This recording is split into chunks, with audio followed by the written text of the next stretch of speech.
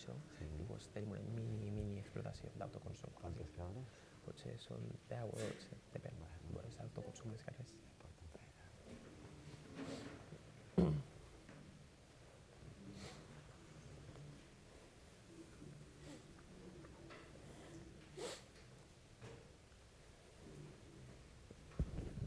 Hello, can you hear me? Good morning, delegates. Good morning, chairs, distinguished guests, and members of the roundtable. We welcome you to this year's 17th edition of CMUN 2023, and specifically to the Committee of UN Women.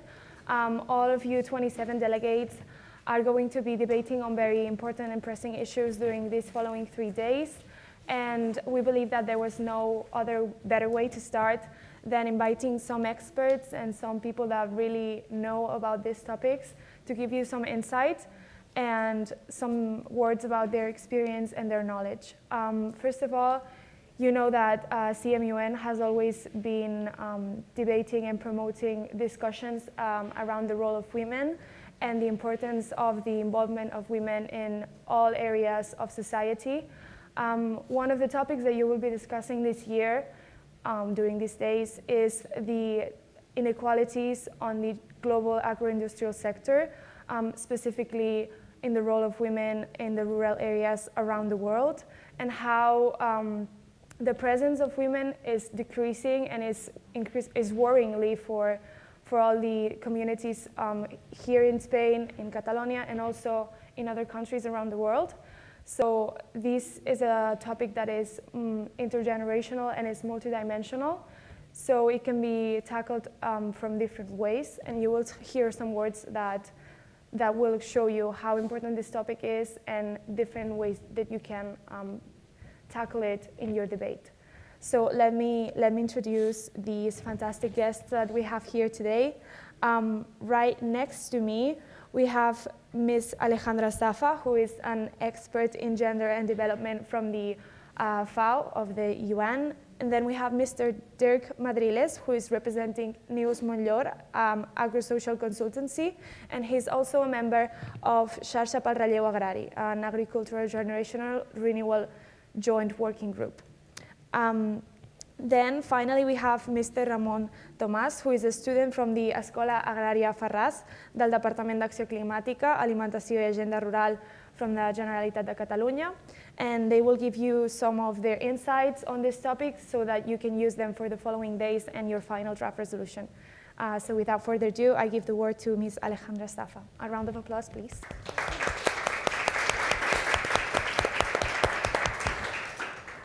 Thank you. Thank you very much. I'm really honored and thankful to be here today, have the opportunity to share with you some insights of gender equality or inequalities in the agroindustrial sector. I will provide some global data and information and hopefully some solutions or entry points. I have organized the presentation in 3 main points. First of all, the context in which this is settled. Then I will address understanding complexity, meaning looking at the underlying causes of gender inequalities. And finally, some entry point or solution for gender equality and women's empowerment. Let me start in the context part with some data. We know that 38% of the global workforce in the world are in agriculture. They are women. 38, and it can be raised to 50% in sub-Saharan Africa and Asia. However, only 7%, only 7% is, of the investment in agriculture is reaching women. So here we start looking at the discrepancies. No? And we have 14% of the management position held by women only, and 5% of these women are receiving extension services. And finally, 15% of these women have land rights. It's a key asset, no, to develop agribusinesses or any economic initiative. So what we propose in FAO is that we moved from understanding the role of women and their constraints in agriculture or agribusinesses and look at a food system approach, a gendered food system approach. So we look at the different roles of women, girls, men, and boys, and other genders. It's not only about women. And when we said a food system approach is that we're not looking only at the supply chain from production, distribution, processing, retail, market, consumption, but all the drivers that are impacting how this supply chain is working. When we looked at the drivers, we're talking about technology, mechanization, information, demographics, economic crisis. So there are many factors that are impacting how we produce food or other agricultural products, and how this value chain is also has to do with the availability of food. Do we have enough food? People can buy it? Is it nutritious?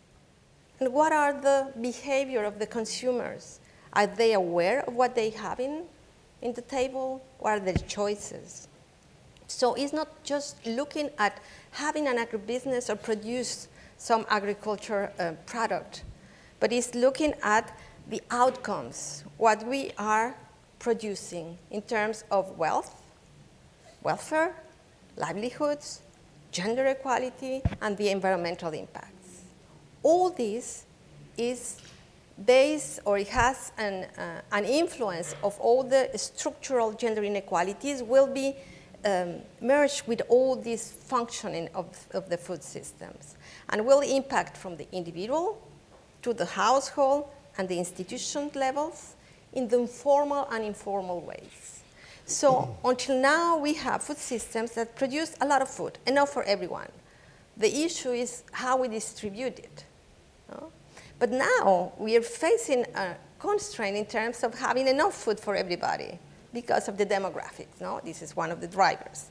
So what we are proposing is having gender agri-food systems where we can identify the key challenges that these women and men are facing, and looked at those that are based on their gender. Because I'm a woman, I'm not having access.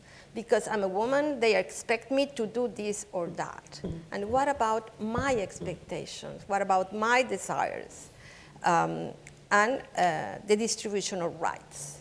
So we will see that in 2021, we had 31% of women were in moderate or severe food insecurity, compared to 27.6% of men. So understanding this gap has to do to understand how food systems are working or not working. So let's go back to our agribusiness. In particular, the small and medium enterprises play a pivotal and important role in ensuring food security and nutrition, and it provides an enormous share of food for the lower income houses, and also supports the local economies, so we avoid the migration.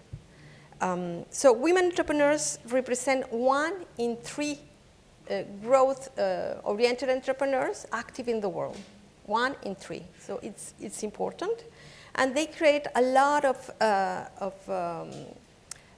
economic gains, but not only, there are a lot of social elements that are involved in having an enterprise or agribusiness. In 2022, the edition of the State of Food Security and Nutrition, that is the main document that is produced by FAO, we had that this type of businesses were providing more than half of the food consumed in the whole Africa, to see the importance. So if we go then having this settled, making the case that we have a gender gap, and the importance of having a different approach from more a systemic approach, let's understand the complexity of the root causes of inequalities. So while women play a pivotal role in, as entrepreneurs, they are facing specific constraints that men are not addressing or facing.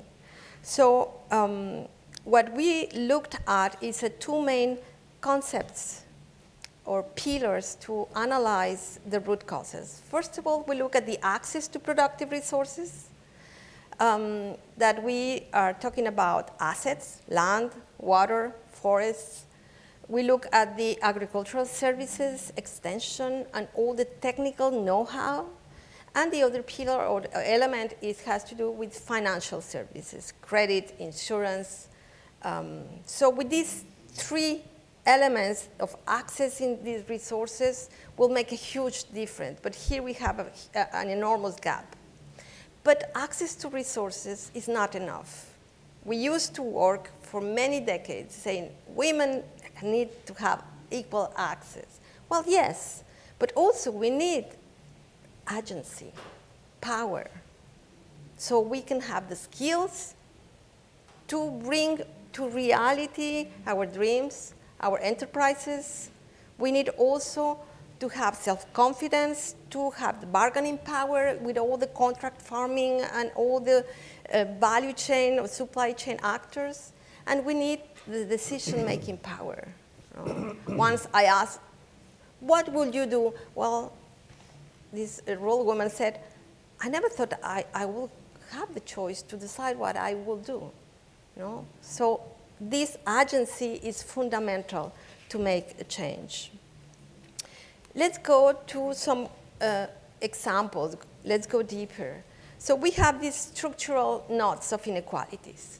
Poverty and socioeconomic inequalities, the rigid gender norms that put on women and men, boys and girls, expectations how to behave, and the patriarchal cultural patterns that will distribute power and decision-making.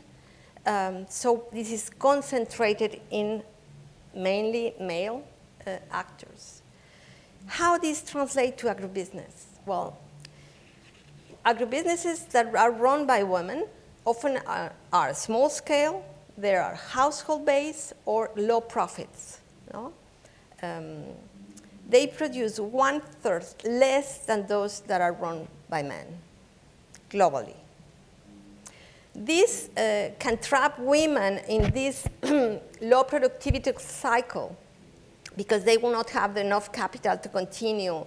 You start, but then you cannot grow because they are the missing middle. That means that they are too large for the microfinance, but too small for the big companies or banks or private sectors. So this middle is really an issue that we need to tackle. Also, these women, rural women, or these entrepreneurs frequently lack access to inputs, information, finance, services, markets, social protection, and technological and business knowledge. So if we look at the data, 4 out of 10 women in Latin America are not connected. And this is even worse with indigenous people, and in Latin America there are a lot.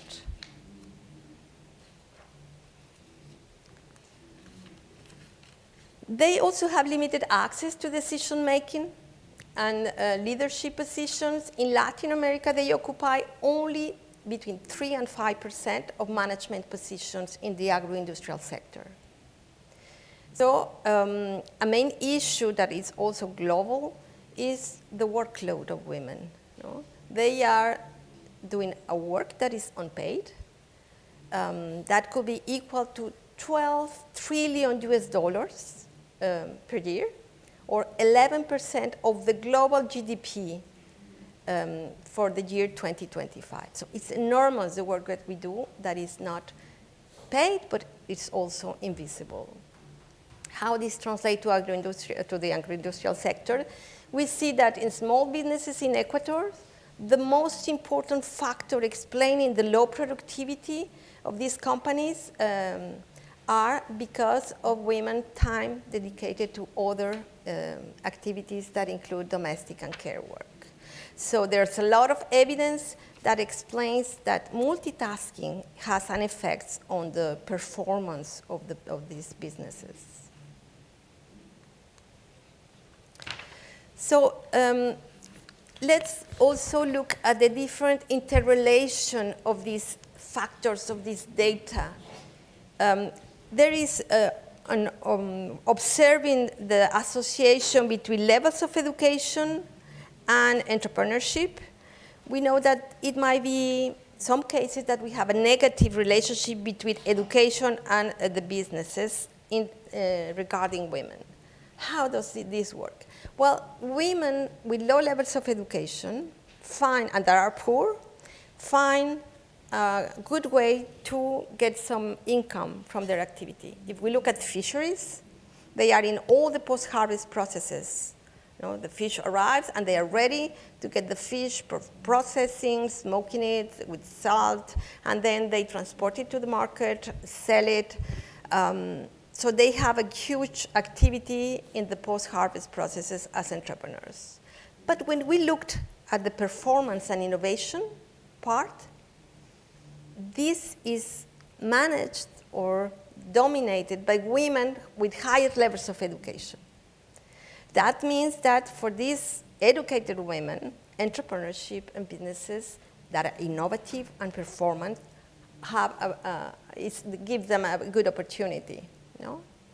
So this gives us the message, you know, if we look deeper, that women are not an homogeneous groups. There are many different factors overlapping and creating specific situations that we call intersectionality that needs to be considered. You know? So rural women that are poor, that are not educated, will need much more support and investment from development so they can have this success in their businesses. Looking at the second example of analysis, small farmers and small, medium enterprises, they are, let me move this.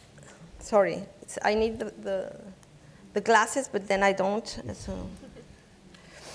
They face, all these businesses, a huge challenge in accessing appropriate scientific knowledge and technology.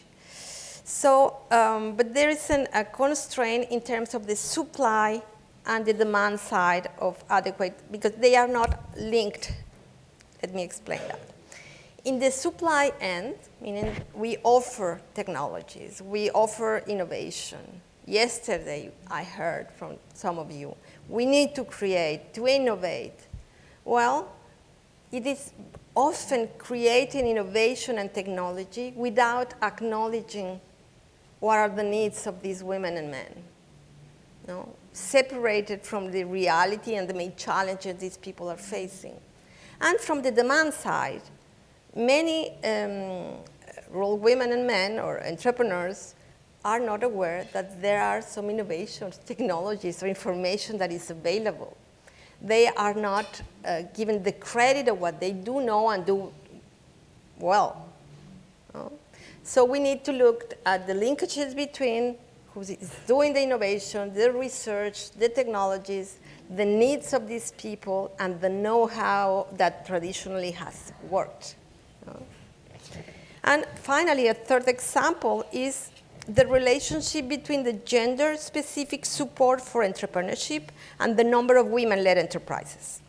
So about 36.6% of the women entrepreneurs work as a solo entrepreneurs, compared to 24.6% of men.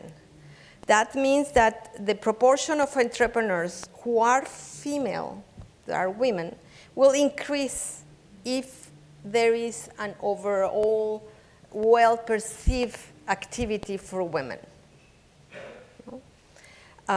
So gender-specific social norms, like the extent to which entrepreneurship is acceptable and encouraged for women, are connected to higher proportion of female entrepreneurs. This suggests the importance of eliminating these negative gender norms that are hiding the potential of these women, because they are not expected to lead a company. They are expected to be at home taking care of good, well-behaved children. So here we again look at the expectation of the society among the roles of women and men and the aspiration of these people. So we have evidence showing that the companies that have a greater gender equality and diversity within their companies, they have 22 more, they are 22 more productive and 27% more profitable. So there's a case in terms of economic gains that needs to be done. But also, if we give women the same access to resources as men, FAO has calculated that agricultural production could increase by 30%. That means that we will have more food for 100 million people. So we have the case for the economic gains, but also we have the case for social justice, that half of the population deserves the same opportunities and rights. No? So taking action means that we believe that we need to support women's entrepreneurs. We need to build lasting results. So for that, we are proposing in FAO inclusive agri-food systems, addressing the inequitable access to resources and distribution of value, embracing gender transformative and pro-poor approaches.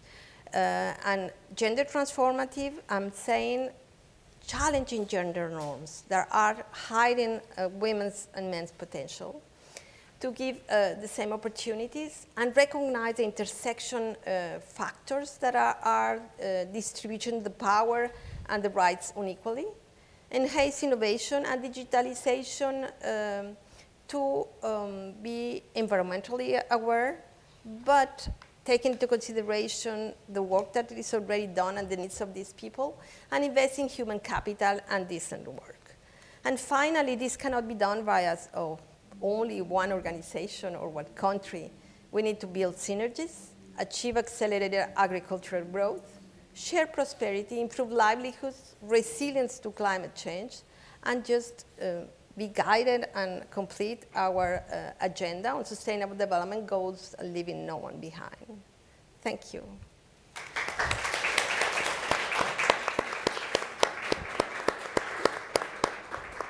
Thank you so much, Ms.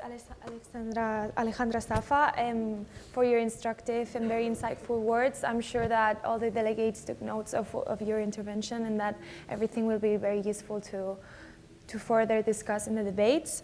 Now I'm going to give the word to Mr. Dirk Madriles, who is going to talk to you about xarxa pel relleu agrari and some other things. Thank you. A round of applause.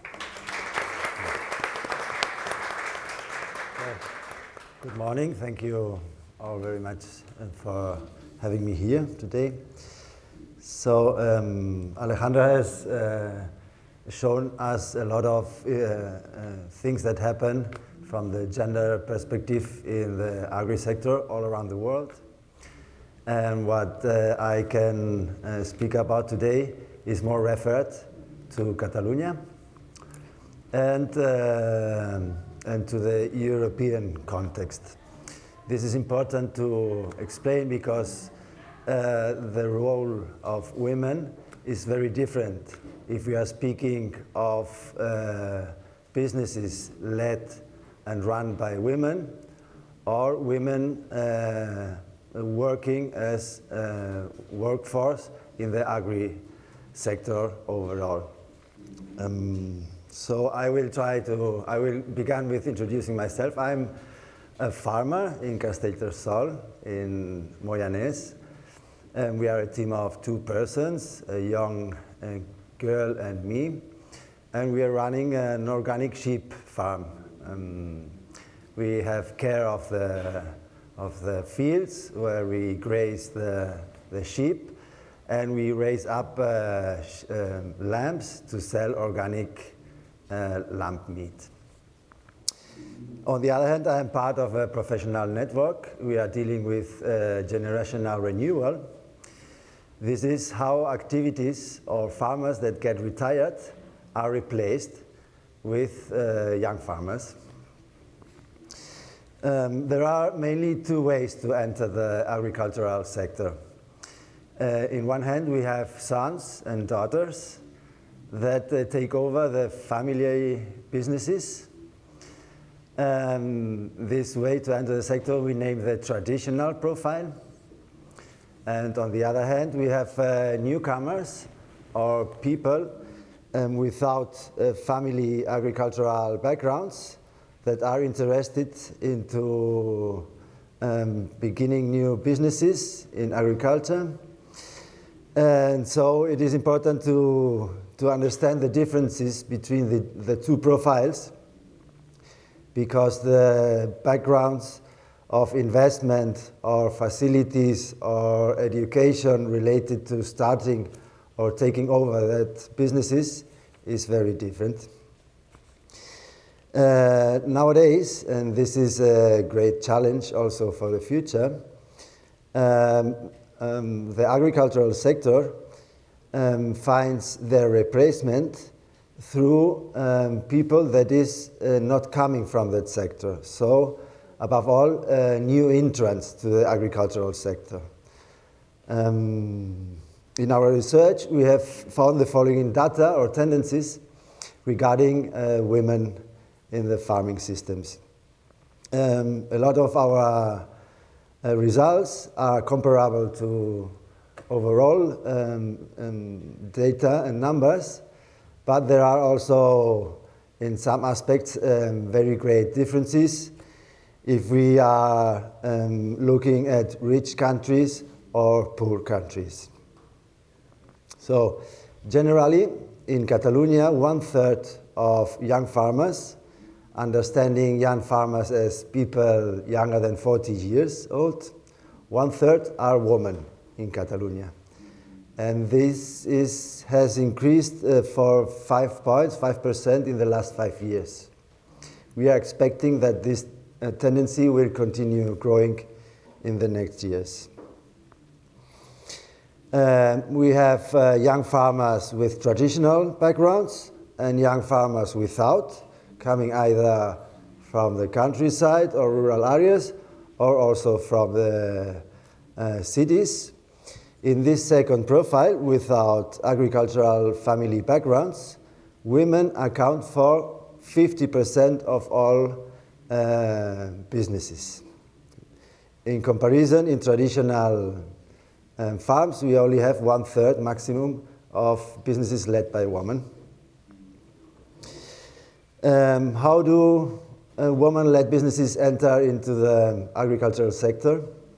We see that they explore and choose specialized or differentiated business models, for example, organic producing systems.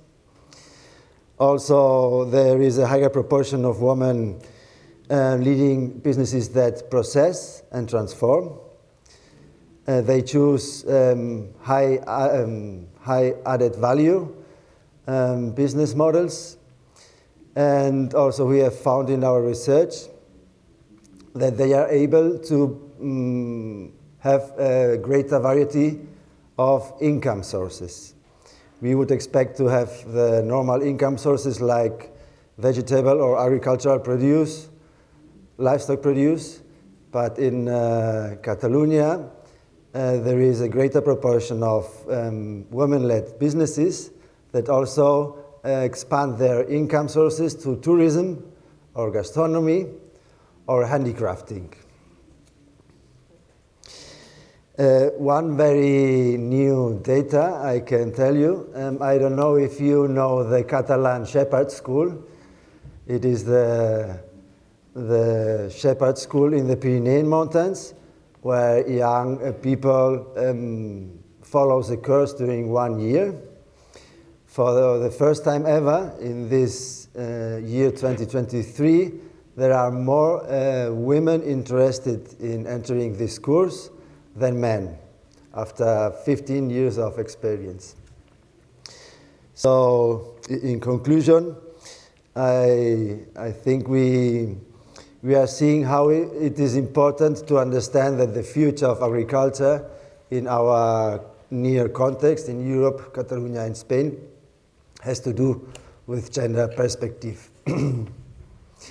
I think we all understand the great capacity of women of having this multitasking if we could make a list of what chores or tasks a man in the farm does, the list would end by 5 or 7 items. And in comparison, when we ask women how many tasks they do during the day, the list never ends. It goes up to 20 or more things to do every day. So this different way to deal with the daily work is a plus, we think. Women are high skilled to cooperation with neighbors, with other family members. They are more social engaged. This means they look always for networking from the business point of view, from the livelihood point of view, in all areas of work and day, where we see that women have more better grounded relationships and extend to the near neighborhood in all aspects of life. So we have seen that women enter the sector about 5 years later than men, and almost being mothers. So it is the case that they first become mother and then enter or decide to start in the farming sector. What could I say? There are some things we want to research in the future. Some information you have gave me I have found very interesting, because we have the feeling that business led by women have higher revenues. And also we think there is a tendency that women-led businesses in the farming sector also employ a higher number of persons. So these are all factors to be studied in the future, and to understand what is the potential of women to develop and to go further with the issues all around in the agricultural sector. To conclude, in our social and cultural context here in Catalonia, we should say that women always have been there. They always have played a key role in families. Were taking the ultimate decision with husbands or other members of family, but were unfairly invisibilized. So that is what has happened through the years in Catalonia. But now we are making this effort to visibilize the role of the woman in the farms. And also we know that the policies are promoting the presence of women, encouraging the taking over of existing farms or starting new farms. And I think we as farmers or researchers around the agricultural sector, we are very grateful to you, to this kind of initiatives that contribute to understand the role of women in all sectors of society and economy. And it's important that we began to understand how to normalize the paper of women in all stages and levels of life and economy. Thank you very much.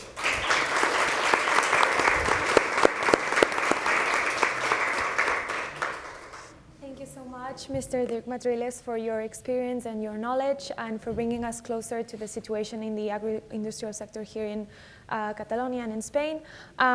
Finally, I will give the word to Mr. Ramon Tomás, who is the younger person in the room, and he's very courageous to be here today. It's very admirable what he's doing. He's, as I said, a student for the Escola Agraria Alfarràs from the Department of Agriculture, Climatic Action, alimentation and rural agenda from the Generalitat. So he will give you a speech about his experience and what he has learned. That will be very useful for you delegates. So thank you. Give a round of applause, please.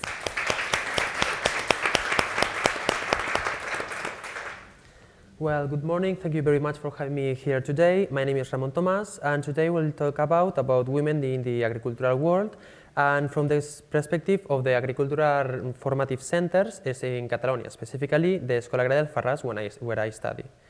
Today, the number of women enrolled and studying in our centers is approximately 28%, which a few years ago was unthinkable, since the role that has been allowed to the female figure in the rural world has always been as a collaborator. A number that is also very close to the statistics that shows us the percentage of women listed as farm owners, which is at 25%. In fact, women own 31% of the agricultural areas in Catalonia, when all of our territory, more than 85%, represents agricultural territory. Also, young women who start in the agricultural activities represent approximately a quarter of the total number of young people who join. Although it shows a certain upward trend in the recent years. It's also important to mention that currently, almost half of the workforce in our centers are women. Women who educate us in the agricultural world and agricultural jobs, that is like driving machinery, growing crops, working the soil, and above all, women who lead the administration of the entire center. Things that years ago also seemed unthinkable. Unfortunately, however, the presence of women on important decision-making positions or a political nature is still not too high. Some studies say that women tend to be more innovative, open-minded, and less fearful than most men. They tend to be more imaginative, and they are able to take more risks. Still today, there are people who are surprised that there are women as heads of farms or farm management jobs. This is also one of the many things that today still survive in some ways of thinking. And that, unfortunately, in some cases, these ways of thinking are based in the new generation. So it's also very important to educate, whether from a young age or ages, that a person's gender should not be involved on the way that they are treated in their work, like in their workplace or everything that they do. Since even the year 2023, there are women who are discriminated against or have to endure inappropriate comments simply because of her gender, which is, in my opinion, deplorable. Because since some reasons, there are many people who are very eager to complain about the way others act, when these same people are the ones who tend to dedicate themselves to despiting people because of their gender, their way of being, despiting their work, or the things that they have achieved during their career in any field. In these cases, even more in the agricultural world, one of the most traditional sectors, it is very important to leave the message of equality engraved, because myself, as a young people, I have had to listen very unfortunate comments that is very harmful to this equality we are searching for.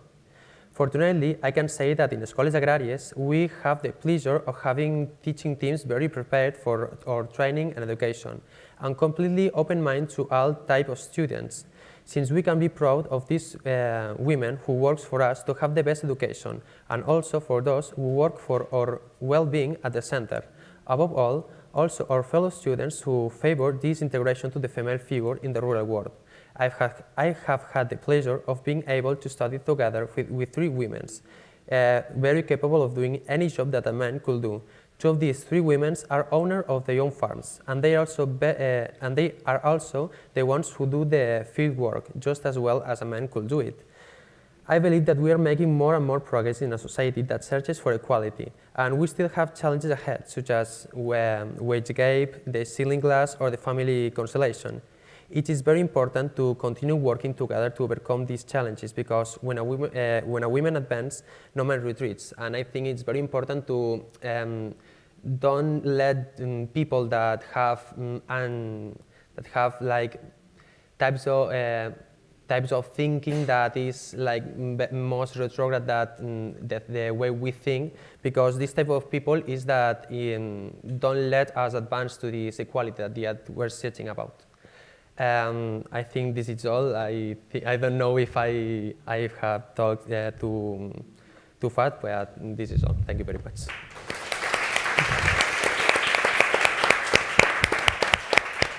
Thank you so much. Thank you, Mr. Ramon Tomas, for your words. I believe that it was very instructive for all the delegates here. Now we will move on to a round of questions.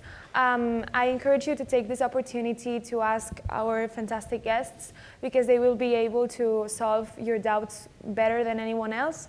And it will be very useful for you for the following days of the debates to maybe have some ideas prepared or some discussions that you want to tackle in the committee. So the floor is open for any questions. Yes? Thank you, guest. My name is Alejandra from the University of Nevada. And my question was specifically to Alejandra Safa, but you can answer. How does the FAO, when making these programs and helps for women, take the culture into account? Does the helps and everything that they do in each country change a little bit depending on the culture? Or how do you protect the culture of this women? Thank you. I think it's a very pertinent question. Absolutely, the variety of member states and situations, even within a country, there are regional differences. You know it clearly in Spain. No? So we need to adapt and to manage our discourse depending on the country. The last period of Brazil with Bolsonaro, we were not allowed to use the word gender. We used to talk about women and men.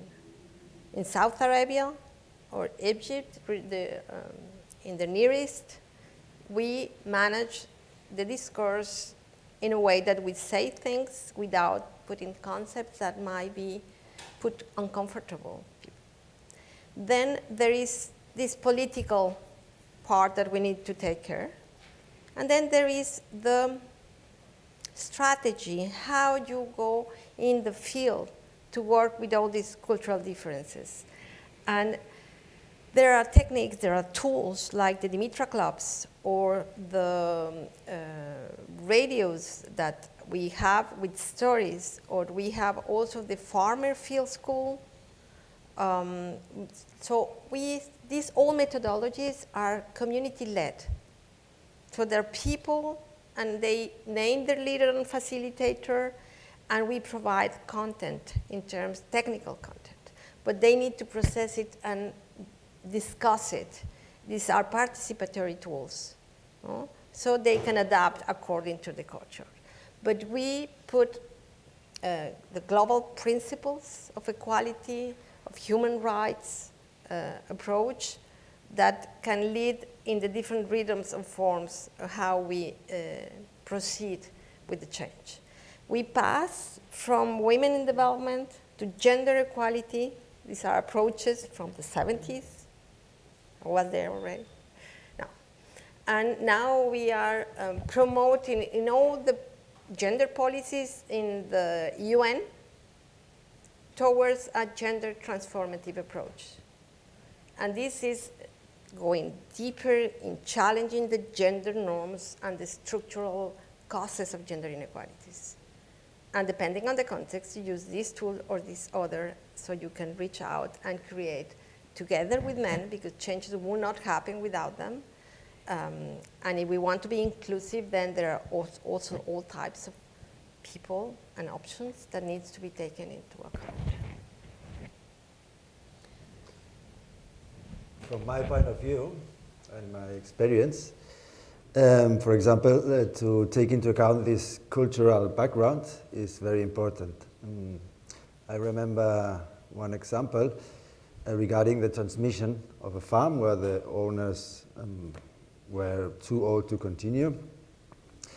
The first gap is they are able to imagine that somebody not belonging to their family could take over that family business. Even less if it could be somebody from the city.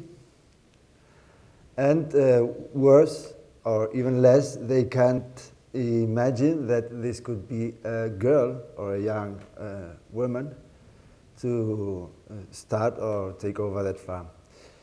So how we tackle that? In showing examples where this takeover has already existed. Then if we tell stories, if we tell examples, other experiences near to them, in parallel to the same culture, to the same problems in farming, and then they can open their minds and their visions and study if new entrant without agricultural backgrounds from the city and being a woman is possible or not. But there is a lot of work to do in that aspect. Thank you very much. Are there any other questions? Yes, right here in the front. Hello. I have a question regarding something of the last things that you said. I think before you also touched on the topic that when a woman is well educated in the field, she is usually accepted to be in the workplace and is having, and there are good results from her being in the business. So is it really that big of a problem that the person that wants to apply to the job is a woman, or it's more like that there is a lack of education for women for this sector? Because I think that if a woman goes to, I guess she doesn't go to an interview, or I don't know how it's happening in the process of applying to the job, but if she goes to the interview and presents herself as somebody that really knows how to do the job and really knows the insights of it, maybe the employee, the person that employs, he will not think, oh, this is a woman, so she will not be able to do it. So maybe it is, there is a lot of lack of education for women, and not that much that the person that thinks that takes the employee does not want to employ the woman. Thank you. Well, I have to say that yes, in terms of more educated, more opportunities. But no, because work and equal work tasks with equal education from women and men, there's a gender gap in higher level positions in management. They prefer men because society think, the patriarchal society think that men are best positioned to take decisions. And also because you can see it in the salary.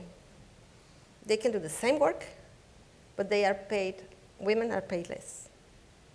So the gender norms, the perception of the roles of women and men is a huge determination, no, to hire someone as a man or a woman. And a man will never ask him if he has children or expected children.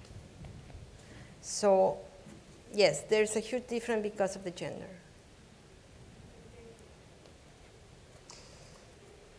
I think in our near context that everybody knows that women and men are equally educated in all levels. It is not that we should develop or promote the education of women in front of men, but we should develop the view of the society. For example, it is said that the tasks or the daily work in the agricultural sector is very hard, and because of this, it is not very well suited to women. So this is a myth, and as I said before, as long as we are able to show examples of how businesses are run or led by women, we can deconstruct or stop or break that myth. And this is how we are focusing on that gap between male and female. I think that this gap is a little bit related to the why that some people think, like there's people that thinks I want to think that older people is the only ones who think that women for some reason are not able enough to take that important decisions, or they are not able to do that hard tasking. That's not true. We know all we know. And because I say in my speech that women are able to take more risks, they are more like they are able to calculate better their decisions. They surpass more aspects of the decision that they have to do. Like in an interview, normally the people that do these interviews are people that not has this type of thinking. Like it's people that it's open-minded, and what they search, it's normally more the education part, the formation in the sector. I think that this is the way it works, because I don't want to think that people contract other people for interview with this type of mind, I guess. Thank you. If I may just add, these bias are not conscious. It's not because you say, this is a woman, no, I don't like her. We grow up in these societies and it's so deep, that we need to be aware of the biases that lead our behavior. Thank you very much. Are there any more questions? Yes, right there on the back. Good morning. My name is Katina Porte. Firstly, thank you so much for this talk. I think you made very important points. I'm from Mexico, which is a country with a lot of agricultural activity as well as a lot of gender disparity. So my question is, how can we ensure that women living in rural areas of underdeveloped countries receive proper financing and formative support, understanding that many countries do not have the resources to fund such initiatives? Thank you. Well, paisana, I'm from Mexico. FAO works in different levels to support these rural women that have less resources, or when countries have not enough resources to support them. I think that generating the evidence is really a key issue, because you then can inform the policy design. So people with the power to shape these programs respond to the needs of these poor people. This is one. And there is also all the international organization and aid that needs to be also targeting these countries. Now we are focusing more on small island development states, less developed countries, so that we are going in a more analytical way of saying, well, what type of needs do this group of countries have? So we can shape the services accordingly. But internally, at the level of the government, also, the policies have this data that needs to be generated, or the census. So the disaggregated information is really important to inform the policies. And there is also the financial resources that are allocated specifically to these people and target groups. And this comes from the Congress also, how they are deciding the distribution of the resources, and if they are gender differentiated, because sometimes said to agriculture, but now we see that 7% goes only to women. That's not working. So we need to disaggregate the information for youth, for women, for indigenous, for etc. Hope that responds. I also would add that we should change our point of view towards agriculture in general, because we read, the title is Tackling Gender Inequalities in the Global Agroindustrial Sector. But what is the agroindustrial sector? So we all are also consumers and to reach out for other parts of the world or for other areas of Catalonia or Spain where they are producing agricultural or livestock produces. We should ask, where does my food come from? Who produces that food? How is that food produced? So if we get that information, we will get more awareness of the people who is behind that food or that agricultural system. Because the agro system is sometimes only the industrial system. But behind that industrial system, we find the people, the indigenous culture, or the women. And the women especially storing that ancient knowledge of food preparations, what we call food culture. So if we want to help develop that unfair conditions in some parts of the earth regarding women and agriculture, it is important to know, to get more information about the food systems and the food chain and the food movement through all around the world. And I want to add something that it's in some cultures and in some countries, women, yes, are able to, like, yes, they let women work in agricultural places, but unfortunately not as the head of this exploitation. Like in some cultures, in some not developed countries, yes, they let women working in that places, maybe not as the head of the exploitation, but yes, in places of a little bit more of responsibility. Thank you very much. Are there any other questions? No? Last chance? I have one question for the public. So I normally, when I am being invited somewhere to speak about the work we are doing on the farm or related to the research of this or other working groups, I always began in another way. I ask, and I do now, I ask you the question, how are you, each of you, related to agriculture? If somebody can explain his situation. Yes. Yes, yes. Hello, I'm Nick.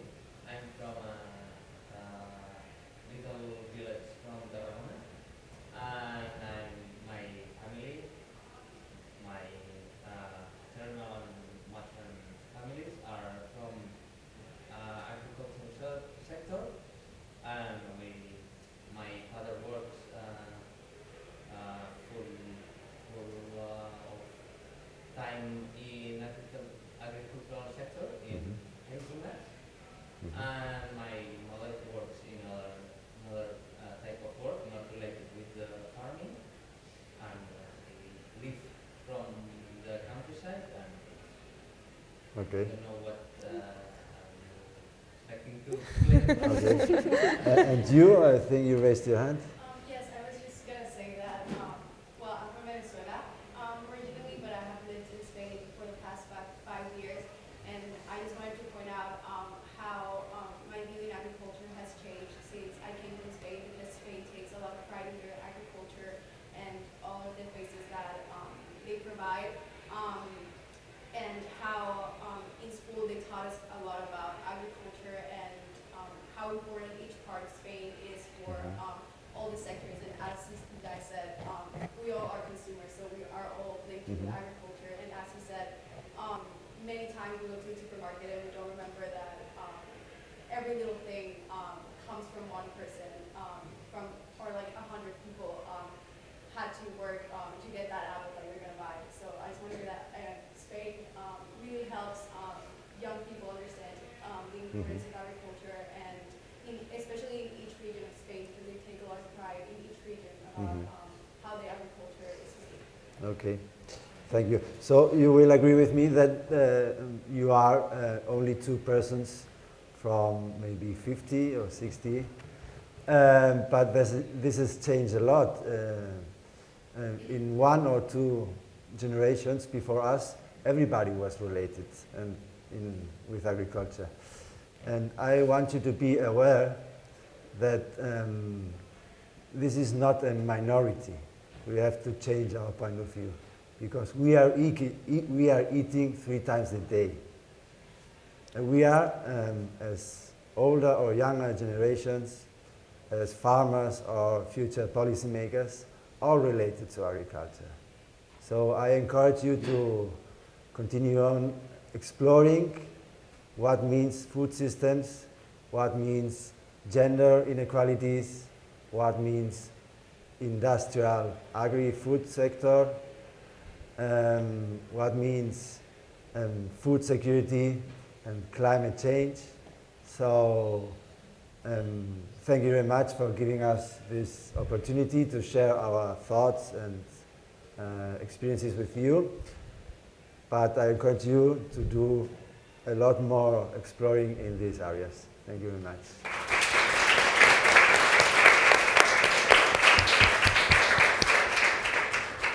Thank you so much, marvelous guests, for your interventions. If there are no more questions, we will finalize this roundtable discussion, and we will leave you to the discussion of the debates for the rest of the day.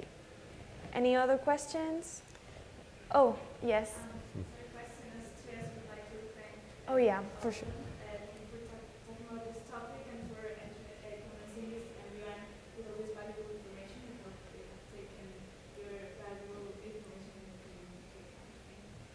Thank you so much. Well then, this is the final part of the roundtable, and yeah, we will leave you to the discussion of the debate. Thank you very much.